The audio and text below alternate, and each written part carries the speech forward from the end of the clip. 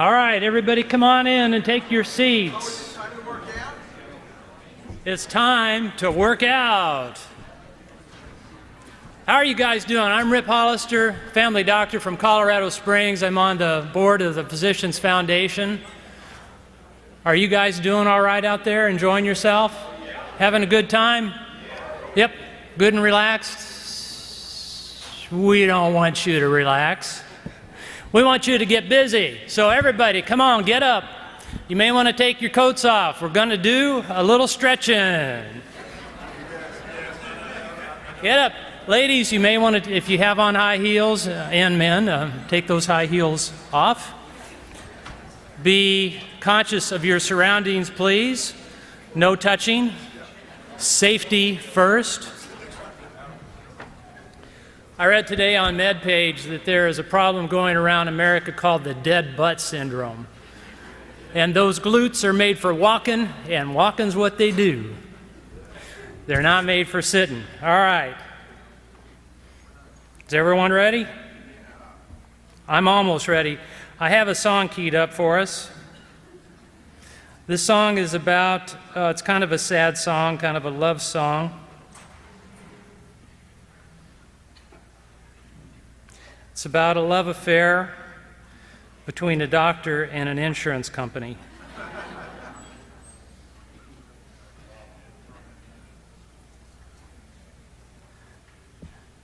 And their breakup.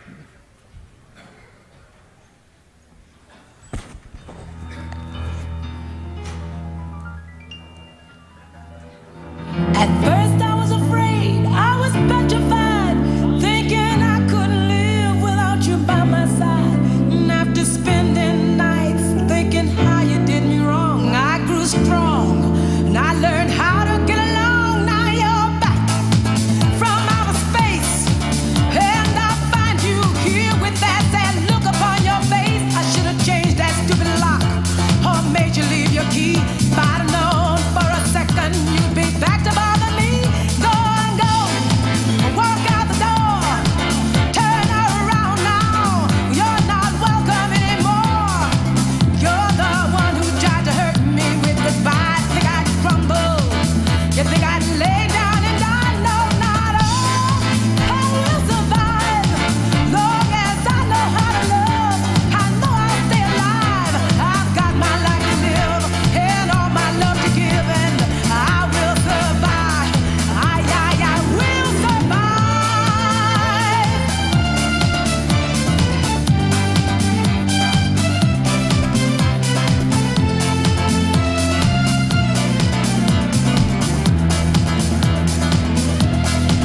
It took all my strength not to fall apart, trying with all my might to mend my broken heart. I spent so many nights feeling sorry for myself, how I cried.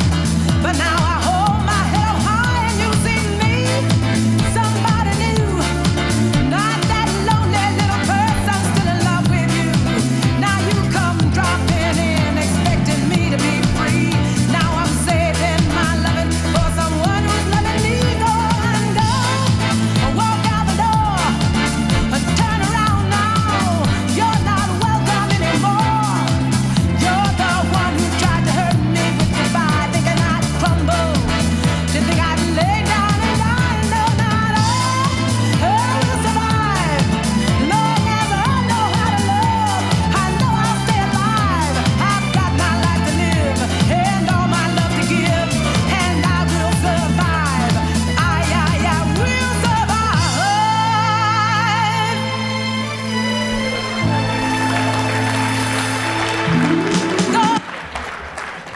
All right, I think you're ready now.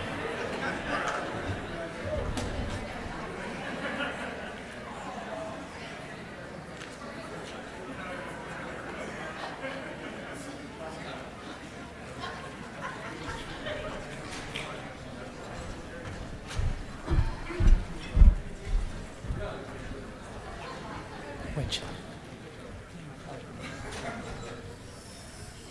All right, good afternoon, everyone, for those of you who can still walk. I'm Dr. Mike Karuchak. I'm Vice President of the Docs for Patient Care Foundation and co-host of our show, The Doctor's Lounge, with Dr. Hal, whom all of you know, of course. And we'll be doing Q&A on the Doctor's Lounge. We're going to make this one big Doctor's Lounge after the next talk. So it's my pleasure to introduce the next speaker, Mr. Dale Bellis, founder of Liberty Health Share Ministries. And he's going to give us a talk on how health share plans can fit into the bigger picture of patient care in a direct primary care model. So, Dale?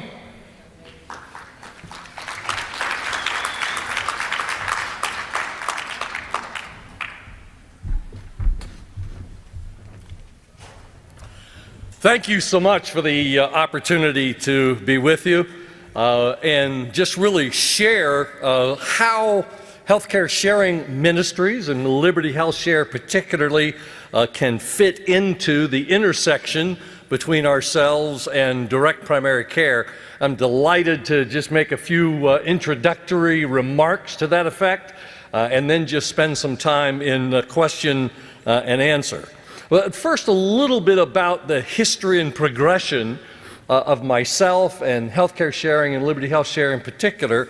I've been essentially a healthcare administrator for about the last 30 years, largely in the arena of administering self-funded employer plans. And in especially working with employers and assisting them to minimize and contain expenses. It became obvious to me that there are some fundamental flaws in our current healthcare system at large that need to be addressed and pondered over and thought about as to how to change and potentially resist. The biggest issue that I came to realize that exists and to respond to is how to overcome and react to the issue of the third-party pay system. That is, a system where I, as an individual, pre-fund or finance my healthcare costs and send away a premium to a third-party company, which now becomes their money, and they begin to make decisions and choices about the care of my health. Now, that produces some really significant issues. The first is I really lose a major portion of my individual autonomy about the care of my health because now there's a third-party decider making choices and decisions about the care that I can access or need to seek out or find a benefit for in terms of the care of my health. That is, in fact, Ralph Weber has coined a phenomenal term, the founder of MediBid. He calls them medocrats. That is, those who intersect between medical care and the bureaucracy and begin making choices and decisions about my health. That's a problem, particularly because if we truly are creatures of God, created by God with value and significance and rights, to hand over those kinds of choices and decisions to a third party is truly problematic. That's number one. And then number two is because now it's their money.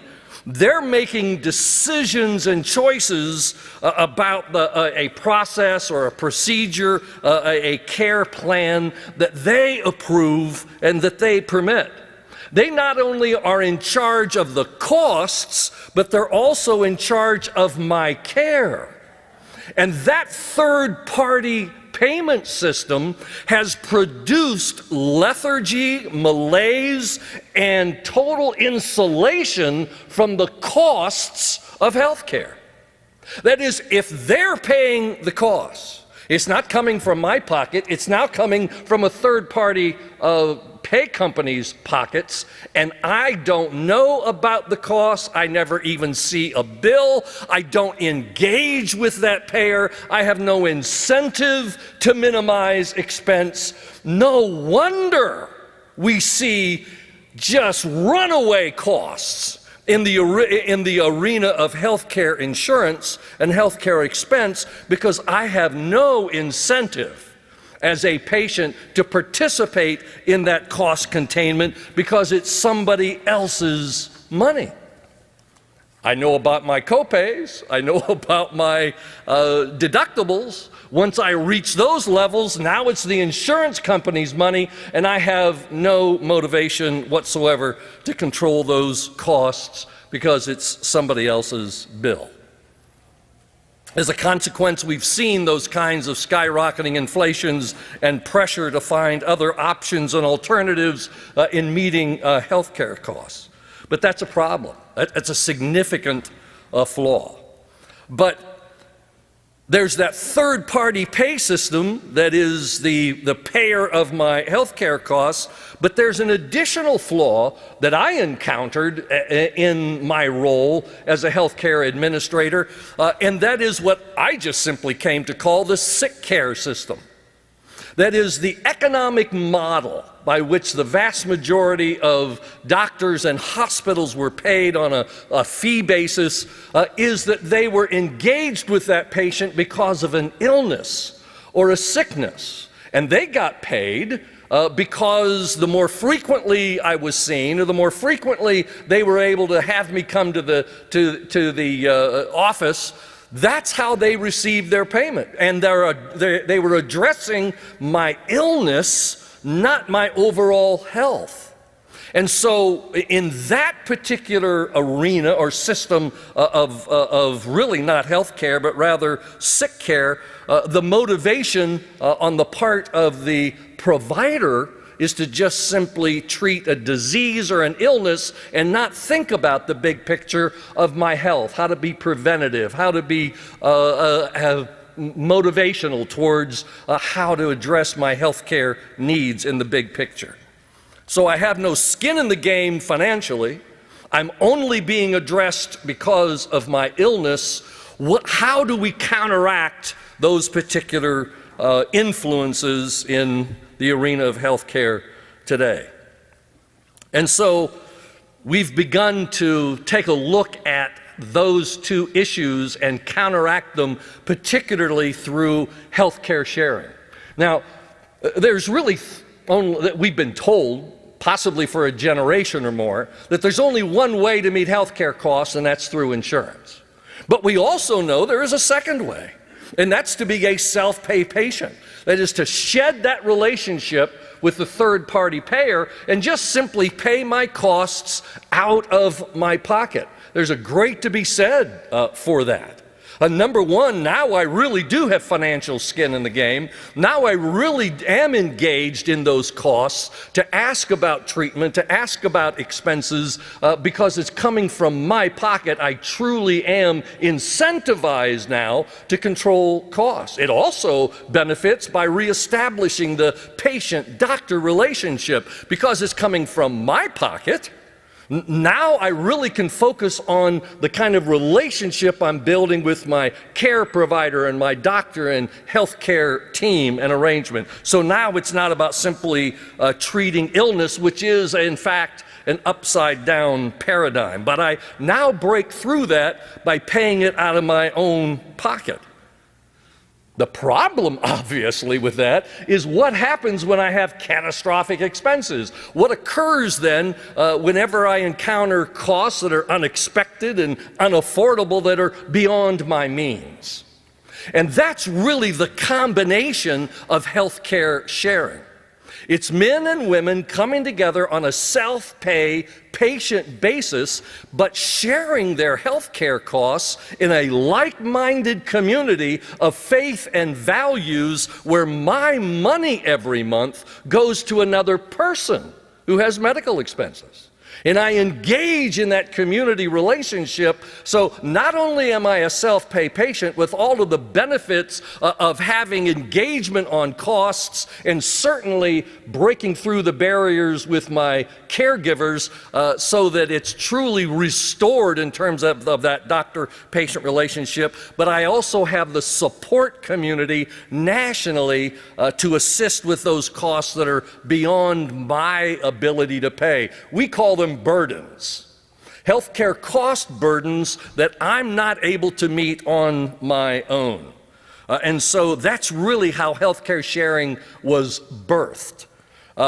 In fact, with the passage of the Affordable Care Act, it really caused me to rethink the way in which we both access for health care and pay for it. I remember well that particular day in 2010. I was getting ready to go to the office, and as I went to my healthcare administration business, and I was getting ready for the office that morning, I saw the passage of the ACA. It hit me, frankly, like a ton of bricks. An insight that's actually said to myself, I said to myself, there's got to be a way for the average, ordinary American not only to pay and meet health care costs, but to do so without the intrusion of the federal government in a way that we've never, frankly, seen before in the history of our fair republic. And so that really focused my attention on the fact that there's really two crises in healthcare. One, we are all familiar with the crisis of cost and the runaway expenses as a result of the third party's pay system. But there is really a second crisis, and it's the crisis of conscience. Never before have we seen the federal government so intrude upon personal choices in healthcare so that my dollars are being used in ways that I would never permit or never allow or never ask to be used in that fashion. We're all familiar with the Little Sisters of the Poor, Hobby Lobby case, Conestoga Wood, where others have spent countless dollars, hundreds and if not millions of dollars and time and effort to protect their conscience rights in the arena of healthcare. And so I was highly motivated to find a way to achieve that on an individual basis. And so in the early, or right after the passage of the Affordable Care Act, I launched Liberty Health Share as a way for people everywhere across the nation to join in and make health care sharing available and affordable for all. We're a relaunch, a reorganization of an existing health care sharing ministry that's been in place since 1995. They were a small Mennonite group sharing medical bills with a few families who turned to me and said, we really want to take this tradition of caring for one another and meeting each other's needs and burdens and paying expenses, but make it available and affordable for the nation to come to join us on this premise and on this basis. And so we launched Liberty Health Share right after soon after the passage of the Affordable Care Act. And it has been an incredible opportunity and experience to see people come together on that basis. Obviously, as self-pay patients, we experience that reality of an unfair billing system transpiring in American healthcare today that certainly overbills and is egregious. Many of you have probably experienced it. We do almost on a daily basis, that whenever we're at a particular counter asking for a service and they discover it's not being sent as a bill to an insurance company, suddenly those costs come tumbling down on a cash pay or self-pay patient basis. 60% less, 40% less. And so we experience that on a regular basis as a group of self-pay patients, and sharing those costs then on that cost-efficient approach. But secondly, also protecting conscience. Our dollars Our money does not go to conscience-busting expenses and costs, such as abortion, being the most egregious example, or abortifacients, or sex change operations, or physician-assisted suicide, and those kinds of costs that have been mandated through the Affordable Care Act, being exempt from the ACA, both its fines for not having insurance and its mandates that have become, in many cases, so onerous. And so as a group, we have grown from that first member when we launched in 2012 now to 100,000 households, 240,000 members and individuals in all 50 states across the country without limitation or barriers, and continuing to add 2,000 and 3,000 new families every month. And it works simply. It's very simple. We simply ask our members to set aside what we call a share amount, a predetermined share amount every month. That money goes into a secure online account. We call it our share box. And through our proprietary online technology, those dollars get matched to another member who has medical bills.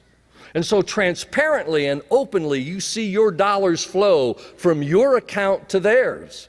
You can message them with cheer, with encouragement, with prayer, and like a true social community, stand with one another, sometimes through the biggest crises of our lives. We constantly receive input and feedback from our members as to the impact and significance of having that sense of community across the nation. And it adds such significance and value to dollars that previously were being sent to the company black hole somewhere, now being turned into an investment in the life of another individual that I see where those dollars go every month.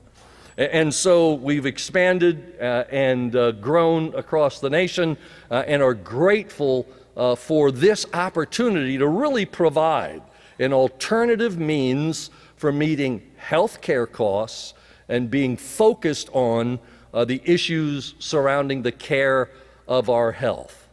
Now, there are some ways in which we have chosen to intersect with the direct primary care movement, of which I'm grateful to be with you here. I know that we are compatible in many of the thoughts that I've just shared about the reason why healthcare sharing is so essential and needed in today's healthcare world. And I'm glad to pursue and express and be a part of bringing about solutions in meeting healthcare costs together. Mike?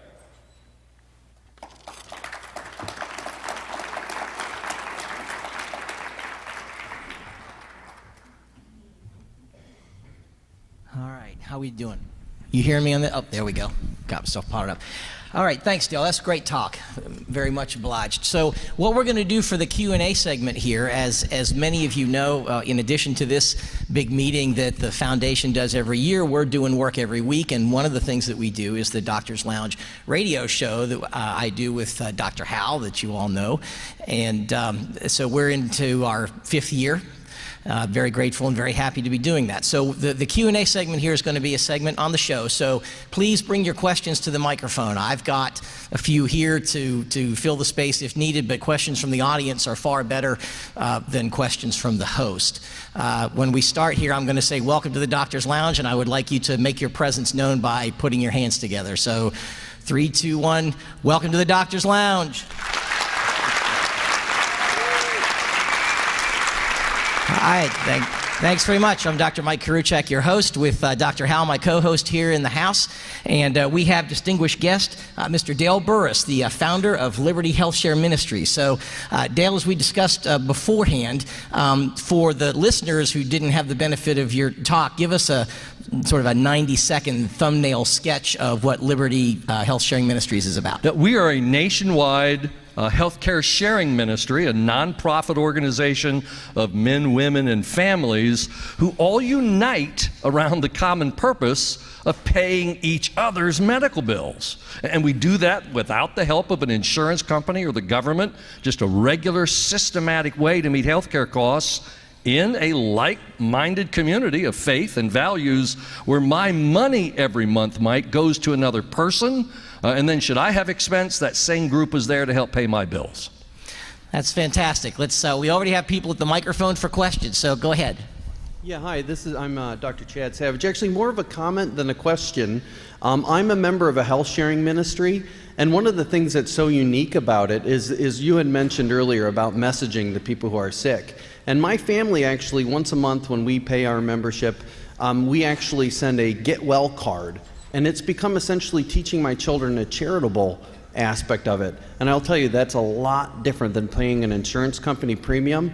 And also something I never ever received from Blue Cross Blue Shield, but I get regularly from is thank you letters. Yeah. I've never had a thank you letter from paying a premium, but that's my 2 cents. Thank you. Yeah. Good.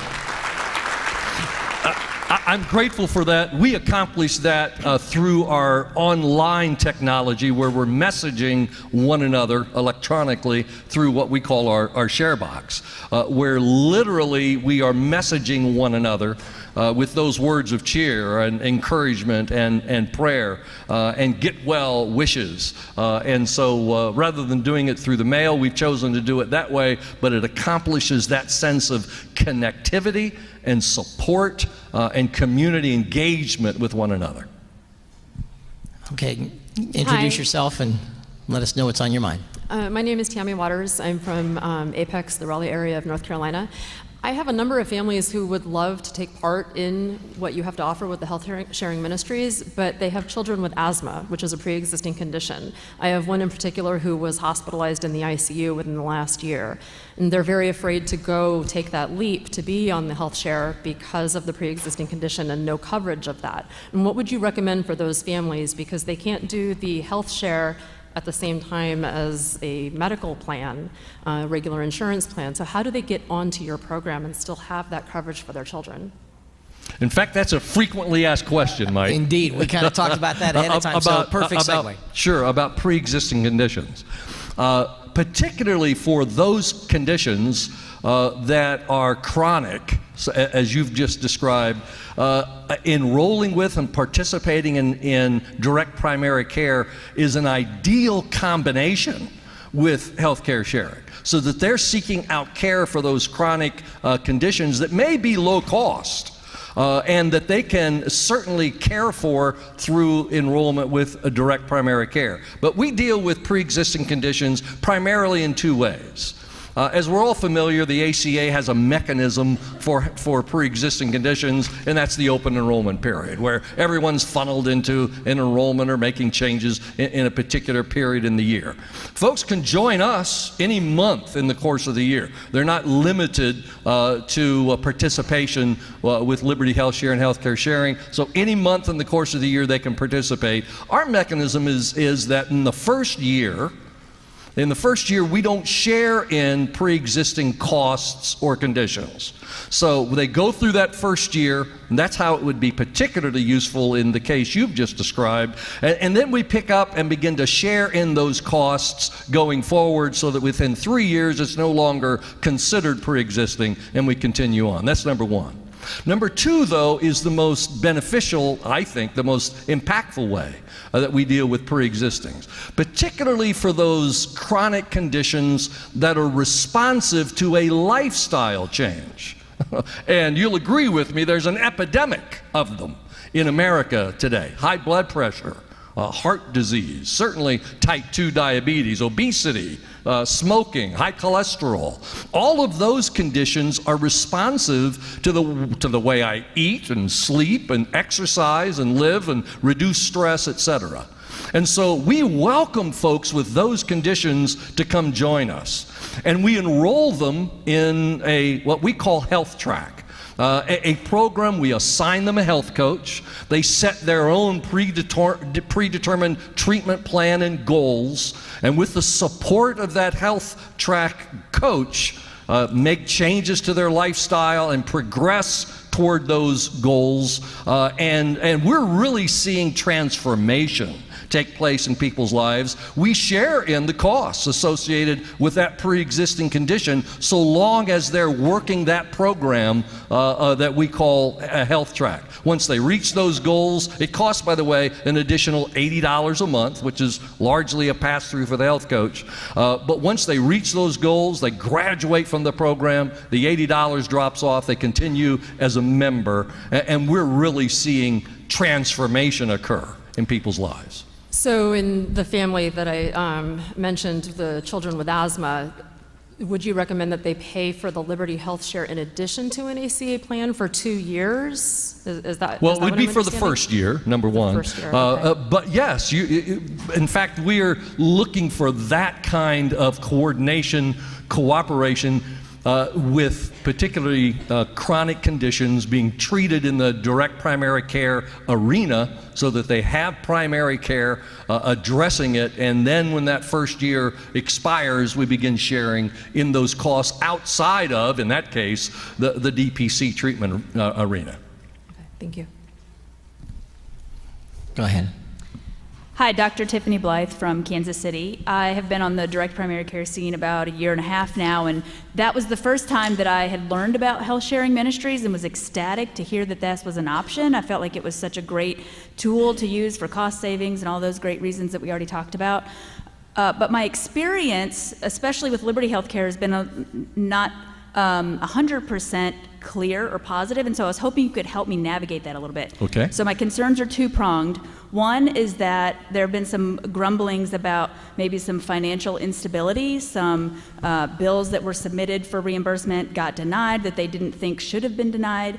And sort of along those same lines, I know that Liberty Health Share is growing and changing, but during that growth and change phase, I feel like the role of direct primary care has gotten quite confused. And even in the last 15 months that I've been trying to interact with Liberty Health Share, I think the way that I was asked or told that that would work has changed probably 3 or 4 times. And so I have a hard time even communicating to my patients what the product is, how it would work, how much it would cost them. Can you address that and help me Well, I clarify? appreciate the opportunity to address it. We launched a pilot for Liberty Health Share members in direct primary care about 2 to 3 years ago, and saw the need, the necessity for altering and changing the way in which, because we wanted to incentivize our members to enroll with direct primary care, and saw that because we share in wellness visits, we share in costs associated with maintenance of health. We wanted to take a portion of those dollars and help reinforce the choice of a member and share in the access costs for direct primary care. And so we first directed that as payments to the DPC practice themselves. We found some problems and misuse and et cetera of that sort of system, simply changed it so that the patient, as basically is our philosophy, as self-pay patients, we're responsible for our care and those costs. We just choose to share those expenses in community with each other. Put the member in the driver's seat in terms of their direct relationship with you as direct primary care. And then it's their responsibility to submit those receipts, as it were, to us to share in a portion of those. We have what we call an annual unshared amount. And so a portion of those costs would go towards that. And we would share up to 75% of that family's costs for accessing a direct primary care practice based upon certain criteria as to what is the focus of the practice that they're enrolling in. And so that may be some of the confusion around just exactly getting the criteria associated with reimbursement of access fees and what are the particular, the focus of the practice that you've obviously created. So that's been our transition, and we're wanting to be both responsive to our members and responsive to you as to how best to craft that. Okay, thank you. Let's go over to the other microphone. Go ahead. Sure, thank you. Patrick Roll, Lancaster, Pennsylvania. We're approaching our 3rd anniversary being a DPC practice there in Lancaster. A little over 1,100 patients, fully 40% of them are members of a sharing plan. And sharing plans are making a killing in PA. There's, to use that word again, killing. So Samaritan, Christian Healthcare Ministries, Medishare are just, they have a big market share. And I've been waiting for 3 years for Liberty to come into PA. So the question is, what is the problem with my state? And what can we doctors do to help you come into PA? Yeah. We have members in Pennsylvania, and we operate there. At present, because of some questions that were presented to us by the Department of Insurance there, they have a safe harbor law, we refer to it. It's a statute that defines healthcare sharing. They've asked us to hold off adding members in Pennsylvania until we resolve some of those concerns with them, which we're happy to do, and we welcome the oversight of those proper authorities. We're in really the final stages of that resolution, and we'll be blowing and going. In 2019 is my prediction, but for now, that's our status in PA, and we're wanting to be responsive to that. Okay, go ahead. Hi, Dr. Steve Baker from Vancouver, Washington. DPC practice open for 3 months. I wonder if you could unpack a little bit, please, what the conditions you're looking for in a DPC practice in order for your members to be reimbursed? Sure. It's essentially 3 things that we're looking for in terms of direct primary care participation. One is which most every DPC does, and that is same-day access to primary care.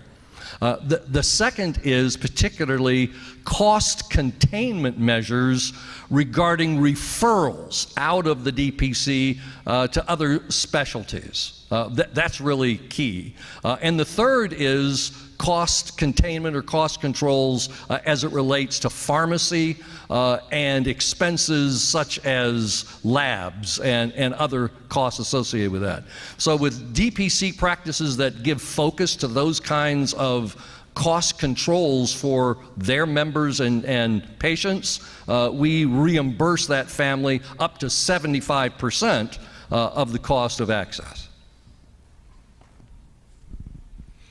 All right, well, the audience, oh, no, we still have one more. Absolutely, go ahead.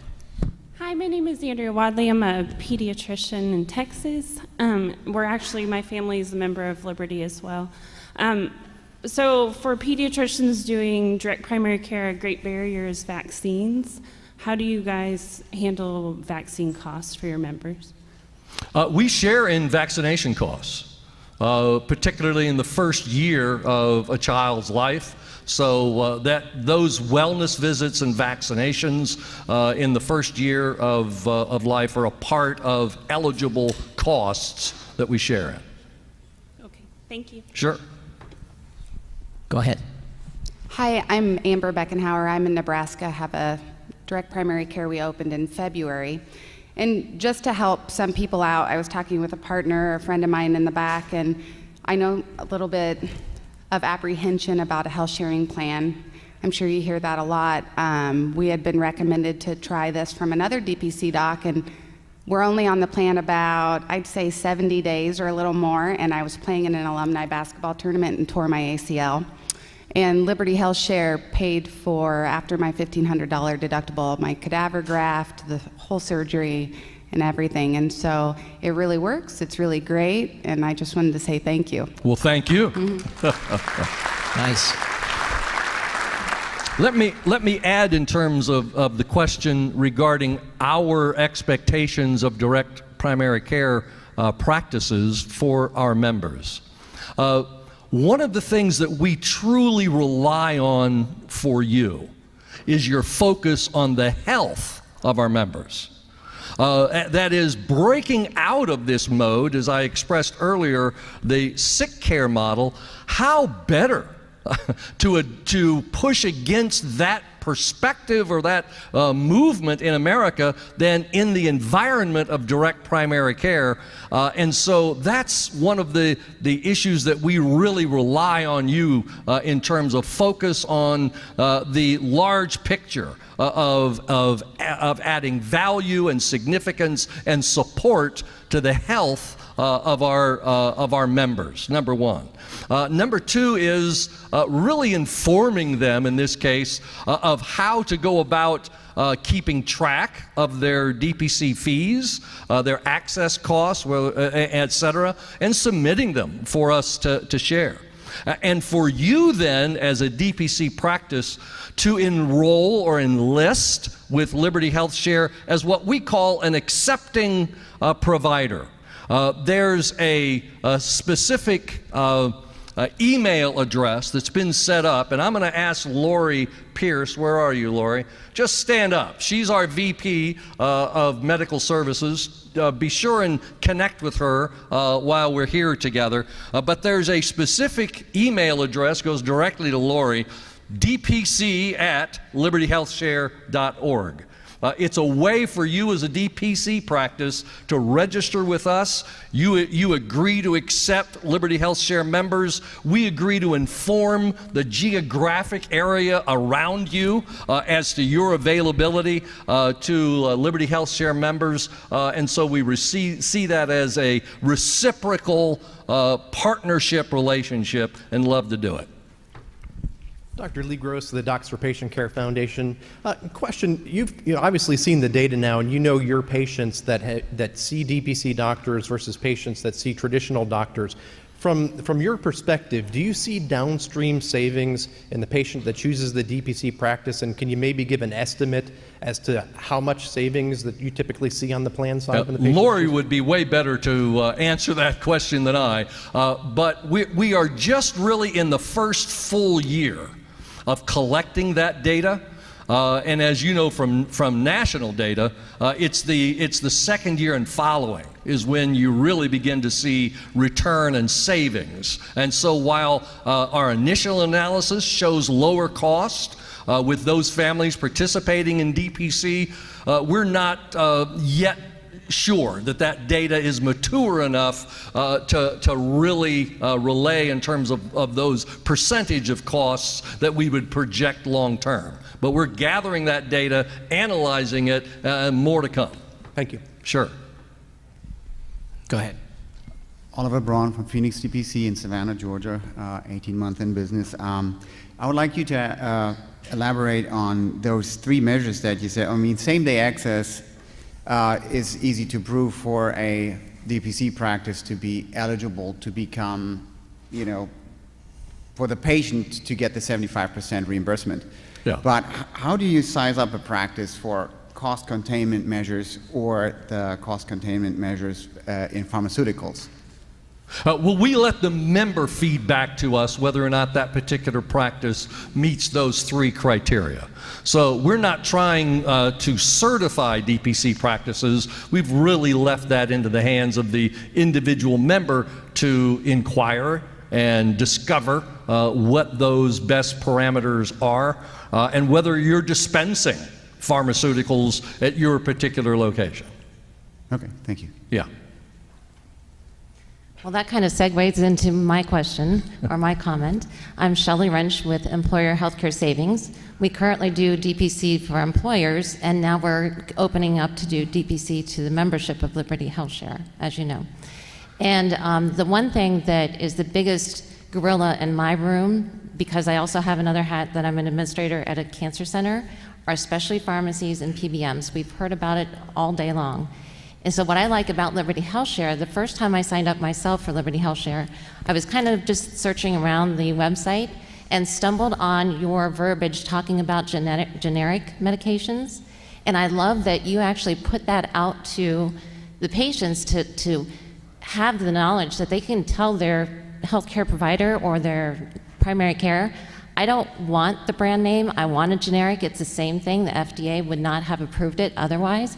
So I appreciate the information and giving us the confidence to push back against those that want to prescribe those high-dollar medications. Thank you, Shelley. Let me just address how we share in pharmacy costs, because that's really the focus of that. And that is, we share in those, we don't share in maintenance meds, but we do provide our members with a discount pharmacy card that they can seek out the best costs for those maintenance medications. Just as an example, I'm a type 2 diabetic. I take a medication every month, costs me about $24. I seek out those generics. It's coming from my pocket. And so we want to incentivize our members to really price shop when it comes to pharmacy. The second way is that when it's with a doctor visit or a hospital stay, we share in those expenses above $50. So the first 50 is the cost out of the members' pockets, and then above that it becomes a cost-sharing prospect, and so we'll share in those pharmacy costs above $50. Thank you. Thank you. Okay, the audience microphones are vacant for the moment, but anybody who thinks of a question, please come up. I'm going to throw one in here myself. This is kind of a devil's advocate question that we kind of talked about ahead of time, but if your group is a group that takes money from everybody and then puts it into a pot and pays expenses, one might argue that insurance does the same thing. They collect premiums from everybody, they put it in a pot, and then they use that pot to pay the members' health care expenses. So to that kind of an outlook, how do you respond and say that you're not the same as insurance? Twofold, well, maybe three. Number one, we're cooperative and voluntary, so that there's no contracts of indemnity between members or between Liberty HealthShare. Secondly, those dollars are matched with other members who have medical bills. So when you submit your monthly share amount, that amount is then being directed to another person. It doesn't go to Liberty HealthShare, to the company. It rather goes to an individual member, and we operate, by the way, on a $24 admin expense. So out of that share amount, $529 for a family, $24 of that drops off. That's how we pay our bills. The rest is then matched to another member. And third is, legally, we are all in that self-pay category. We're nothing more than a collection of self-pay patients responsible for our care, responsible for our costs. We just choose to share those expenses in that like-minded community of faith and values based upon our shared guidelines, we call them. There's a set of guidelines we agree upon as a membership. These are the kinds of bills that we'll participate in. Good deal. Last question from the audience. Go ahead. Hey, Phil Hellman. I run a DPC in Michigan called Paradox Health. I'm a member. I think Liberty is great.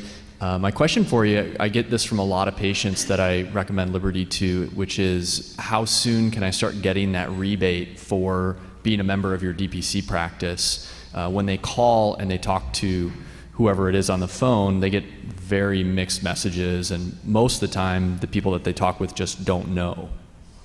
Well, again, we've been going through that pilot project perspective, but at present, as soon as they submit that as an individual member, then it becomes eligible for sharing, and it goes through that cycle and process right back out. What we've discovered, interestingly, is that many of those members collect a number of months of that access fee, submit them all at once, etc.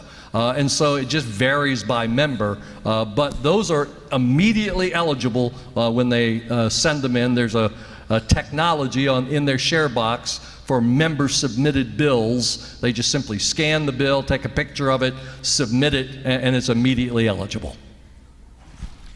All right, fantastic. I think we've, too bad we don't have anybody from Guinness here. We've created the world's largest doctor's lounge at about 375 people. So thanks very much. Give it up for Dale Bellis. Wonderful talk. Thank you.